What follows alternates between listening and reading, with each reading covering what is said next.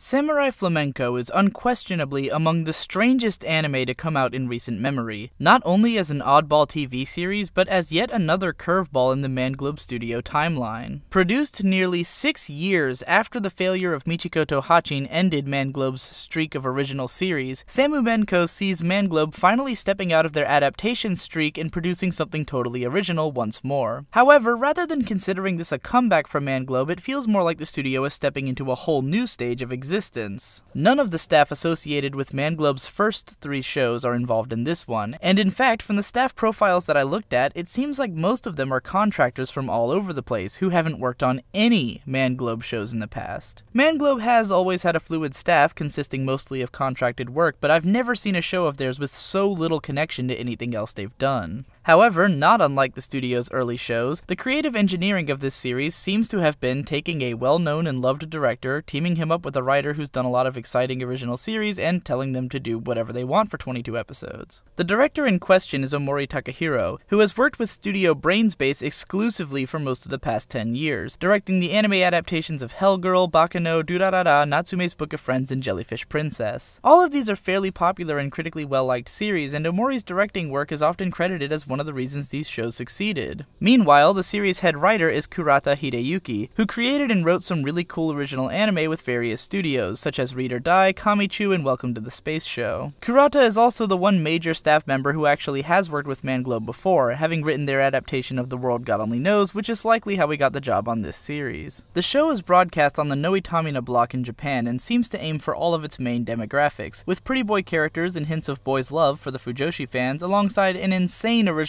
premise and presentation for art house fans. So what is Samurai Flamenco anyways? In order to do an explanation any justice, it is necessary to spoil some of the show's major plot twists. If you want a raw experience of some of the most jarring twists that you'll see in anime this year, then now is the time to stop watching this video and go watch the show on Crunchyroll. But I warn you that many viewers have stated that they had wished that they knew where the show was going from the beginning so that it wouldn't feel like the series that they invested in had been totally different from what they got. It took me about 15 episodes to completely understand what the central theme of Samurai Flamenco is, and that theme is what would happen if someone's one passion in life was to be a superhero and the world itself conformed to their desires. At first, the series approaches this idea in the context of a regular guy trying to fight regular everyday crime, in a way that borrows more than a little bit from Kick-Ass in how it's presented. The twist is that the main character, Masayoshi, is inspired by Japanese hero shows like Kamen Rider and Super Sentai, rather than American comic book heroes. The first 6.5 episodes go through and frequently subvert the tropes of the main character taking on a sidekick, finding a mentor in the actor who played one of his favorite heroes on TV, and experiencing the highs and lows of hero work on a scale that consistently increases throughout the episodes. Halfway through the 7th episode, the show seems to have exhausted all of the themes that it wants to explore with a Kick-Ass style hero, so it asks itself a new question. What if the hero suddenly had to fight actual monsters like the ones in transforming hero shows? Literally out of nowhere, a monster appears and the show suddenly becomes something completely different, and even weirdly dark as it begins juxtaposing scenes of murder and torture against its usually comedic core. After a few episodes, wrapping up what is actually the best dramatic arc in the show, Flamenco then undergoes yet another jarring twist as a new set of even bigger monsters are introduced and Flamenco joins a team of heroes, becoming the Samurai Sentai Flamengers. Once again, the central conceit remains that of a person whose passion is being a hero getting tested on another level of heroism. Over the course of this arc, the show's world continues to become so much more ridiculous that it no longer resembles reality as we know it. Before the series is over, Flamenco goes on to literally meet God and put an end to all evil on Earth, before settling back down into an arc where he fights against a young boy, who makes him question the nature and motivations behind his own heroism, testing him one last time. The best comparison I can think of between Samurai Flamenco and another piece of media is Harmony Korine's trippy art house movie Spring Breakers. In that film, the main characters were constantly moving on to the next level of hedonism and criminality, discovering how their different levels of motivation and passion for evil would take them to different distances. Over the course of the series, Masayoshi's most prominent capability is his inability to stop, even if those around him have lost hope. As the show's eye catch reminds the viewer in every episode, hero will never give up, never hide, never be defeated, and never accept evil. Over the course of its run, Flamenco touches lightly on a variety of themes, some interesting and some baffling. The commentary on how people would become desensitized to monsters attacking their city and to Samurai Flamenco's heroics were pretty clever, but the show's attempt at commenting on the nature of love in its final episodes just seemed to come out of nowhere and say nothing in particular. And that's the thing about this show. If I could describe its overall tone and writing in one word, I'd call it awkward. The characters are awkward and have awkward chemistry together, and the script is awkward, with dialogue and scenes that are so off-key it's hard to imagine characters behaving the way they do in any context. Maya Mary, the idol character who becomes Flamenco, has an arc so confusing and ultimately inconsequential that I kept scratching my head at where the show was going with her. Many of the side characters are one-note cliches who never get to accomplish much, while others actually show a spark of being interesting but never get to do anything. Masayoshi's best friend, Goto, starts off playing the straight man to Masayoshi's wackiness, but throughout the show's midpoint he's largely forgotten about as the wackiness becomes too intense for one straight man to play against. The final arc revolves around Goto, but it turns the tables and makes him yet another strange and awkward character, through a plot twist that seems out of place even for this show, and as a result, the final arc is perhaps the most awkward of the entire series. Altogether, Samurai Flamenco rides right on the line between a fascinating amalgamation and an obnoxious clusterfuck. Its art and animation quality are as inconsistent as its tone, and viewers expecting the show to ever be anything other than unpredictable might be dissatisfied at the end. At its high points, the series is so batshit insane that it's hard not to enjoy, but at its worst, there are episodes so tedious that I found them hard to finish. If you're really into transforming superhero shows, then Samurai Flamenco will probably appeal to you on some level, but it won't likely impress. You can check the show out on Crunchyroll in the US, and it's been licensed in the UK and Australia, and apparently dubbed in Germany. Up next, I'll either be covering another Manglobe show or another Bones one. I haven't decided.